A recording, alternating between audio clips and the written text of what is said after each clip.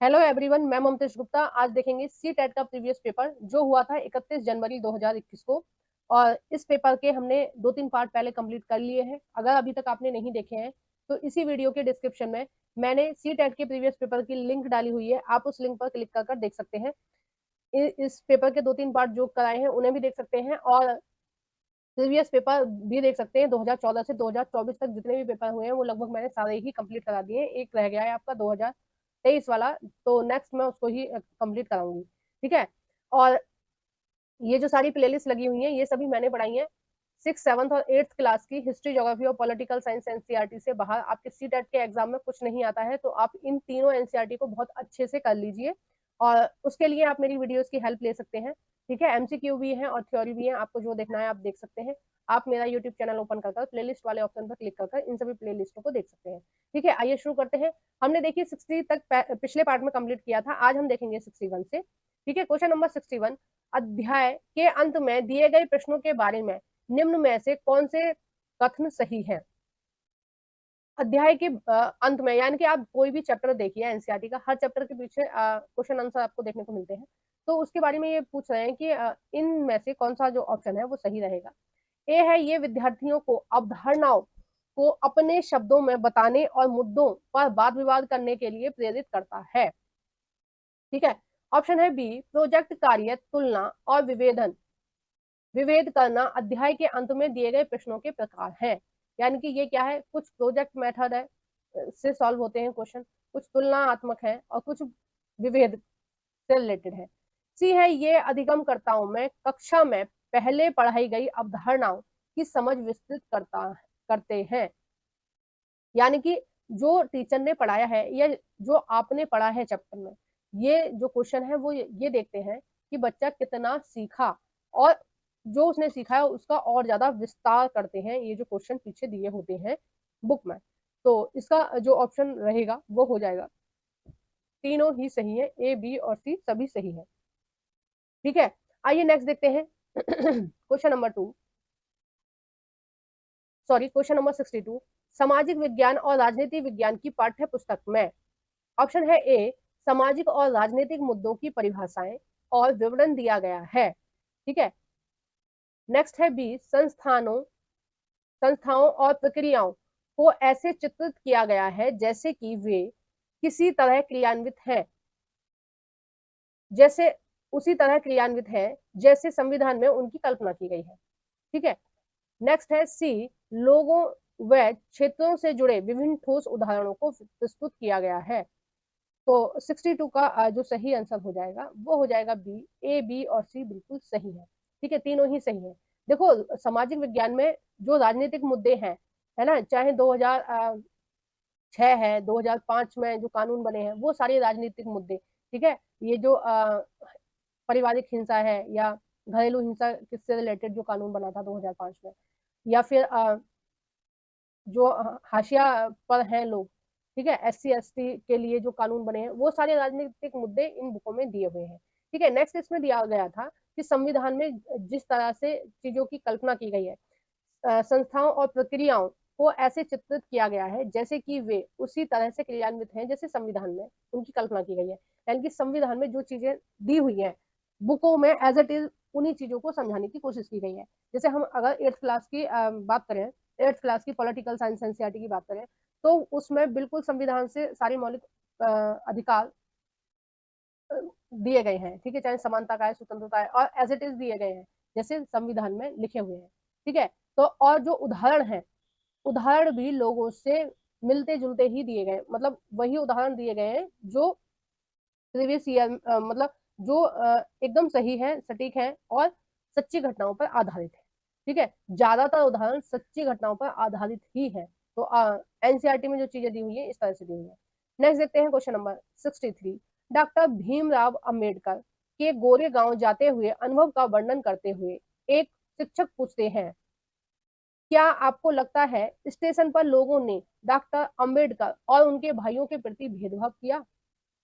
इस प्रश्न में शिक्षक किस कौशल पर जोर दे रहे हैं। देखो अगर हम भीमराव अंबेडकर की बात करें तो ये आपका 6th क्लास की political science NCERT chapter number 2 में दे रखा है। और पूरा एक कॉलम दे रखा है भीमराव अंबेडकर जी का पूरा जीवन उसमें बताया गया है। और उसमें बताया गया है कि कैसे विषम परिस्थितियों का सामना करते हुए भीमराव अंबेडकर जी ने अपनी पढ़ाई जारी रखी और देश के लिए संविधान में इतना बड़ा योगदान दिया है। तो ये सारी चीजें भीमराव अंबेडकर जी की उसमें बताई गई है। अब जो शिक्षक है वो क्या किस कौशल पर दे रहा है कि बच्चों को ये सारा कुछ उसने पढ़ा दिया। ठीक है, अब इस प्रश्न में शिक्षक किस कौशल पर जोर दे रहा है? ए है ए है परिस्थिति। एक मिनट, ऑप्शन 4 होनी चाहिए, ऑप्शन 3 है। एक मिनट देखिए, जो ये ऑप्शन के नंबर दिए हुए हैं ना, यही गलत है। ऑप्शन है ए, ऑप्शन है बी, और ये हो जाएगा ऑप्शन सी, और ये हो जाएगा आपका ऑप्शन डी। ठीक है, तो पहला है कारण और प्रभाव। ऑप्शन बी है परिस्थिति के बारे में परिकल्पना बनाना। परिकल्पना क्या बनाना है, वो तो सीधा सीधा दे ही रखा है, उसमें कल्पना करने की कोई जरूरत ही नहीं है। पूरा की पूरा अम्बेडकर जी का जीवन परिचय दे रखा है उसमें। सी है अनुभव की तुलना करना, और डी है परिस्थितियों में अनुमान लगाना। तो बच्चे इससे क्या सीखेंगे? परिस्थितियों में अनुमान लगाना सीखेंगे। यानी बच्चे ये सीखेंगे कि किस तरह से परिस्थितियों का सामना करते हुए वो आगे बढ़े। ठीक है, तो वो क्या करेंगे? वो एक तरह से ऑब्जर्व करेंगे उन परिस्थितियों को जिन परिस्थितियों का सामना भीमराव अंबेडकर जी ने किया था। ठीक है, आइए नेक्स्ट देखते हैं क्वेश्चन नंबर 64। बाजार विषय का परिचय देने के लिए, ठीक है, ये का अलग होना चाहिए था, का परिचय देने के लिए कौन सी शिक्षण शास्त्रीय विधि सर्वोत्तम हो सकती है? बाजार का परिचय देना है और हमें किस विधि का प्रयोग करना चाहिए जिससे बच्चे अच्छे से समझ सकें इस बाजार से रिलेटेड टॉपिक को। ठीक है, ऑप्शन है ए विभिन्न प्रकार के बाजारों से जुड़े चित्रों को दिखाना। ऑप्शन है बी मानचित्र में स्कूल के आसपास के बाजारों को इंगित करना। ऑप्शन है सी पाठ्य पुस्तक का पठन और चर्चा करना। देखो, ये ऑप्शन हमेशा ही गलत होता है। पाठ्य पुस्तक से हमें नहीं पढ़ाना है बच्चों को। अगर हम पाठ्य पुस्तक से रिलेटेड चीजों को पढ़ा रहे हैं, बता रहे हैं, तो वो तो बच्चा खुद भी पढ़ सकता है। ठीक है, हमें तो और एक्स्ट्रा चीजें लेके आनी है और उदाहरण से डिफरेंट डिफरेंट चीजों से बच्चों को समझाने की कोशिश करनी है। अगर बच्चों को बुक से ही पढ़ना है तो सब बच्चों के पास बुक है, वो अपने आप खुद पढ़ सकते हैं। तो ये वाला जो ऑप्शन होता है वो 99% गलत होता है। ठीक है, जब ऑप्शन को आप एलिमिनेट कर रहे हो तो इस तरह की चीजों को आप ध्यान रखो कि ये ऑप्शन हमारा गलत ही होगा। डी है एक दुकानदार को कक्षा में साक्षात्कार के लिए आमंत्रित करना। तो इसका जो सही आंसर हो जाएगा वो हो जाएगा बी, मानचित्र में स्कूल के आसपास के बाजारों को इंगित करना है, ताकि बच्चों को ये समझाया जा सके कि देखो आपके पास में ये जो मार्केट है ये इस तरह का मार्केट है। ठीक है, क्योंकि बच्चे जानते हैं आसपास के मार्केट के बारे में, थोड़ी बहुत तो नॉलेज रहती है, यहाँ सब्जी मिल रही है, यहाँ कपड़े मिल रहे हैं, यहाँ ये मिल रहा है। बच्चे अपने माता पिता के साथ जाते हैं या अपने दादा दादी के साथ जाते हैं मार्केट, तो थोड़ी उनको जानकारी रहती है और उत्साह रहता है उनको अपने पास वाली मार्केट के बारे में जानने में। ठीक है, तो बच्चे ज्यादा अच्छे तरीके से सीख सकेंगे अगर उनके आसपास के उदाहरण उनको दिए जाए। हम ये कह सकते हैं कि ये जो उदाहरण टीचर दे रहे हैं या इस तरह टेक्निक से जो पढ़ा रहे हैं टीचर, वो क्या है, एक तरह से विद्यालय ज्ञान को, ठीक है, स्कूली ज्ञान को व्यवहारिक ज्ञान से जोड़ना। ठीक है, जो चीजें बुक में लिखी हुई हैं बाजार की, उन चीजों को समझाने के लिए वो बच्चों के व्यवहारिक ज्ञान को यानी कि वास्तविक जीवन को रिलेट करके उनको समझा रहे हैं। ठीक है, आइए नेक्स्ट देखते हैं क्वेश्चन नंबर 65। यह है उस ईश्वर की महिमा, इसलिए दूषण है भीतर, दूषण काया भीतर से, इसमें कोई भ्रम न रहना, इसमें कोई भ्रम न रखना, माहरी चोखा का है यह कहना। ठीक है, ये किसने कहा है? ये लाइन किसने कही है? महारी चोखा ने। ठीक है, और इसका कविता का सार क्या है कि हमारे अंदर ही बुराइयां छुपी हुई हैं। ठीक है, ये हमें किसी भी तरह का कोई भ्रम नहीं रखना चाहिए। ये ईश्वर की महिमा है और जो बुराई है वो हमारे अंदर ही छुपी हुई है। ठीक है, अब देखते हैं इस कविता के विषय में क्या कहा जा रहा है। एक शिक्षक के तौर पर आप इस कविता का विश्लेषण और अपने अधिगमकर्ताओं से चर्चा कैसे करेंगे? आइए ऑप्शन देखते हैं इसके। ऑप्शन है ए, मानवीय शुद्धता हमारे विचार और विश्वास से निर्धारित होती है। ऑप्शन है बी, मानवीय शुद्धता को ईश्वर की कृपा से पाया जा सकता है। ऑप्शन है सी, मानवीय शुद्धता जन्म में निर्धारित होती है। ऑप्शन है डी, मानवीय शुद्धता हम जो काम करते हैं उससे निर्धारित होती है। तो इसका जो ऑप्शन सही हो जाएगा वो हो जाएगा सी, मानवीय शुद्धता जन्म में निर्धारित होती है। नेक्स्ट देखते हैं क्वेश्चन नंबर 66। सामाजिक विज्ञान की पाठ्यचर्या उच्च प्राथमिक स्तर पर केंद्रित करता है, यानी कि उच्च प्राथमिक स्तर पर क्या चीज सही है। उच्च प्राथमिक स्तर का मतलब हो गया जिस क्लास के लिए आप सीटेट का एग्जाम दे रहे हैं वो 6, 7 और 8। ठीक है, प्राथमिक क्या होता है, पहली से 5वीं तक की जो कक्षाएं हैं वो प्राथमिक में आएंगी, और उच्च प्राथमिक में आएगा 6 क्लास, 7 क्लास और 8 क्लास। ठीक है, तो उसके संबंध में कौन सा कथन सही है, यानी कि प्राथमिक स्तर पर केंद्रित करता है। ए है, देखो सीधा सीधा यहाँ चैप्टर के नाम दे रखे हैं और आपको ये देखना है कि कौन सा चैप्टर आपका इन तीनों क्लास का है। ठीक है, जो चैप्टर इन तीनों क्लास में से किसी का नहीं है वो वाला आपका गलत ऑप्शन रहेगा, और जो इन तीनों क्लास का चैप्टर है वो सही रहेगा। ऑप्शन है ए, पृथ्वी के जीवन के आवास के रूप में समझ बनाना। तो देखो ये तो आपका 6 क्लास की एनसीईआरटी से आया है। ठीक है, चैप्टर नंबर 1 या 2 में ये सारी चीजें दे रखी हैं पृथ्वी से रिलेटेड, है ना। नेक्स्ट है बी, अपने क्षेत्र, राज्य और देश का अध्ययन करना। देखो ये पॉलिटिकल साइंस एनसीईआरटी में दे रखे हैं सारे चैप्टर, है ना। क्षेत्र के बारे में, राज्य के बारे में, लोकतंत्र के बारे में, देश के बारे में, ठीक है, संविधान के बारे में, सब कुछ तो दे रखा है आपकी उसमें दे रखा है पॉलिटिकल साइंस एनसीईआरटी में, राजनीति विज्ञान में। सी है भारत के अतीत और सामाजिक विकास का अध्ययन करना। ठीक है, और अतीत जो है बुक का ही नाम है हमारे अतीत, 6 क्लास की जो बुक है उसका नाम है ना हमारे अतीत। तो इसका जो सही ऑप्शन हो जाएगा वो हो जाएगा ए, बी और सी, तीनों सही हैं। और देखो ये कहीं ना कहीं बुकों का सार ही है। और अगर हम पेडागोजी की नजरिए से इस क्वेश्चन को देखें, इस पूरे पेपर को देखें, तो ये बहुत ही ज्यादा टफ है पेपर। ठीक है, नो डाउट बहुत टफ पेपर पूछे गए थे 2021 और 2022 में। जो पेपर थे वो काफी टफ थे प्रीवियस पेपर के अकॉर्डिंग, और दिन पर दिन पेपर टफ होता जा रहा है। इसके लिए आपको अच्छे से, बहुत अच्छे से तैयारी करनी पड़ेगी।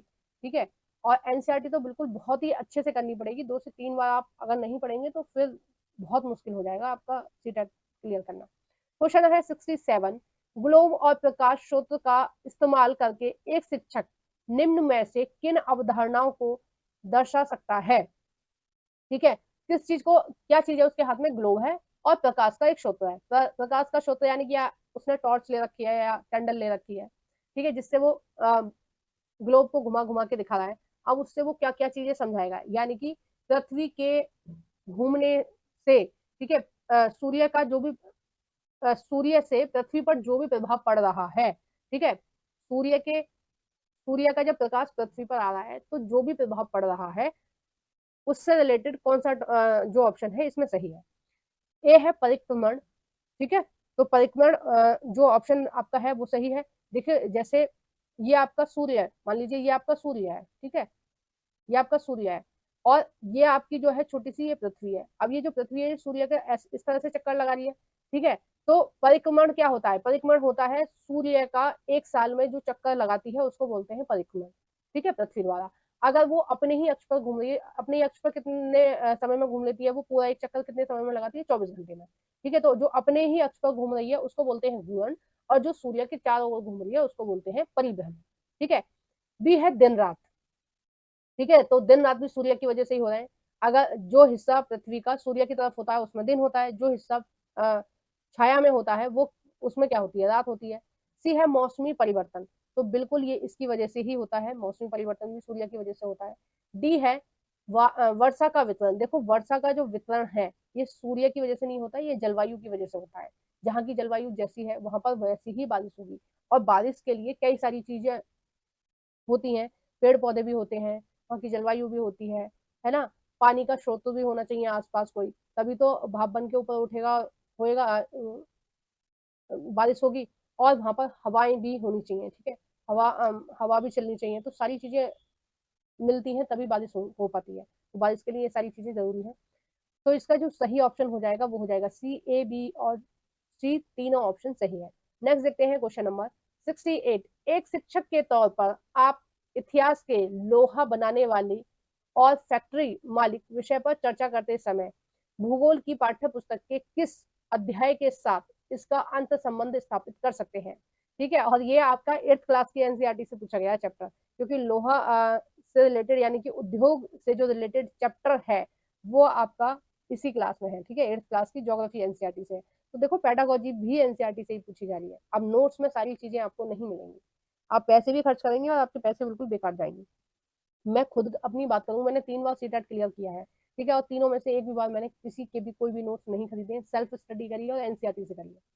ए है खनिज संसाधन, बी है उद्योग, सी है ऊर्जा संसाधन, डी है हमारी पृथ्वी के अंदर। ठीक है, तो देखो लोहा जो आता है वो खनिज में ही आता है, खनिज संसाधन में आता है। लोहे लोहे का जो प्रयोग होता है वो उद्योगों में होता है। ठीक है, और उद्योग जो बनाया जाता है वो उद्योग से ही बनाया जाता है, और उद्योग में बहुत ज्यादा लोहे का प्रयोग होता है। कोई भी उद्योग हो, बड़ी बड़ी जो मशीनें होती हैं वो लोहे की ही बनी होती हैं। सी है ऊर्जा संसाधन, है ना। तो इसका जो सही आंसर रहेगा 58 का, वो हो जाएगा ए, बी और सी सही है, जबकि डी गलत है, क्योंकि हमारी पृथ्वी के अंदर से इसका कोई मतलब नहीं है ना। नेक्स्ट देखते हैं।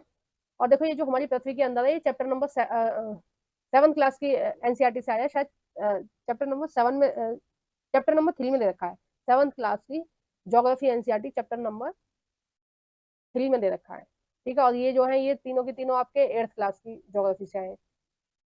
नेक्स्ट है क्वेश्चन नंबर 89। एक शहर के स्कूल में भूगोल की कक्षा में वनों के प्रकार विषय का परिचय देने के लिए सर्वोत्तम विधि होगी। तो ये भी आपका एनसीईआरटी से ही आया है, शायद 8th क्लास की एनसीईआरटी से है ये क्वेश्चन। पहला है विभिन्न प्रकार के वनों पर आधारित डॉक्यूमेंट्री दिखाना, यानी कि उनसे रिलेटेड कुछ भी आप प्रोजेक्ट पर या स्मार्ट बोर्ड में या फोन में आप बच्चों को दिखा सकते हैं। ठीक है, वनों से रिलेटेड चीजें, विभिन्न प्रकार वनों के। बी है वनों के प्रकार का कार्य करने के लिए अधिगमकर्ताओं को छोटे समूह में बांटना। ठीक है, सी है विद्यालय के समीप वन का एक भ्रमण का आयोजन कराना। डी है क्षेत्र में पाए जाने वाले वनों पर पावर पॉइंट प्रोजेक्टेशन बनाना। एक मिनट, ये मुझे लगा थोड़ी टाइपिंग मिस्टेक है, प्रोजेक्ट होगा। ठीक है, ये प्रोजेक्ट बनाना। तो इसका जो सही आंसर हो जाएगा वो हो जाएगा सी। ये सबसे सटीक और सबसे सही आंसर होता है। भ्रमण विधि से जब बच्चों को सिखाया जाता है, भ्रमण विधि का मतलब है कि विद्यालय के पास कोई वन है, उसमें हम बच्चों को ले जा रहे हैं घुमाने के लिए, और वन से रिलेटेड जो भी चीजें हैं हम वहां पर ले जाकर उनको समझा रहे हैं। पॉसिबल नहीं होता है ये, ठीक है, रियल लाइफ में पॉसिबल नहीं होता है, किताबों में लेकिन ये लिखा होता है हर जगह। और आपका कोई शायद ही कोई ऐसा पेपर रहा होगा जिसमें इससे रिलेटेड क्वेश्चन नहीं पूछा गया हो। तो ये जो ऑप्शन होता है ये हमेशा सही होता है, यानी कि बच्चों को बिल्कुल वही उसी स्थान पर ले जाएंगे और उनको अच्छे से हम सिखाएंगे कि किस तरह से चीजें हैं, और बच्चे वहां पर जाकर ज्यादा अच्छे से सीखते हैं। नेक्स्ट है क्वेश्चन नंबर 70, और ये इस वीडियो का लास्ट क्वेश्चन रहेगा। आगे की क्वेश्चन हम नेक्स्ट पार्ट में देखेंगे। क्वेश्चन नंबर 70, भूकंप पर चर्चा के दौरान व्यवहारिक कौशल अधिगमकर्ताओं में विकसित करने हेतु शिक्षक को बल देना चाहिए।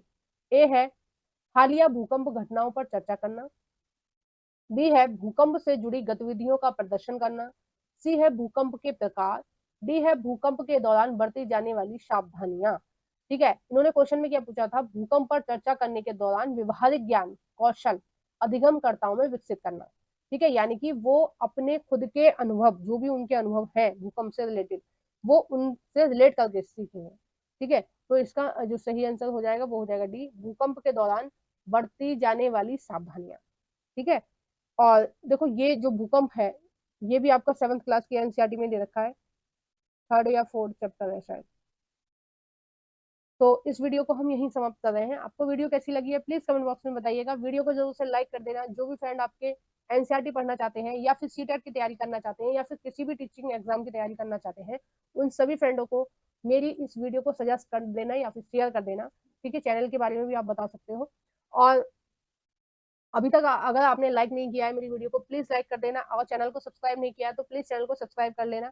ठीक है, क्योंकि एनसीईआरटी बिल्कुल विस्तार से पढ़ाई जा रही है। 6 से 12 तक की पूरी एसएसटी एनसीईआरटी बहुत डिटेल में मैं करा रही हूँ। अभी कुछ बुक्स करा दी हैं, कुछ रह गई हैं, उनको भी कंप्लीट करा दूंगी, एमसीक्यू भी करा रही हूँ। तो सारी चीजें आपको चैनल पर मिलेंगी। तो उसके लिए आप मेरे चैनल को सब्सक्राइब करके रखना, बेल आइकन को प्रेस करके रखना, ताकि जब भी मैं वीडियो अपलोड करूँ आपको नोटिफिकेशन मिल जाए। वैसे मैं डेली सुबह 9 बजे ये कंटेंट से रिलेटेड वीडियो अपलोड करती हूँ। जीके से रिलेटेड वीडियो आपको शाम को 6 बजे देखने को मिलेगी, और कभी कभी रात के 9 बजे भी आपको देखने को मिलती है। एक मोटिवेशनल वीडियो भी मेरे चैनल पर मिलती है, उसको भी आप देख सकते हैं। अपने जीवन में कुछ सकारात्मक बदलाव ला सकते हैं उन वीडियोस को देखकर, जो मोटिवेशनल वीडियो है। ठीक है, thank you for watching everyone.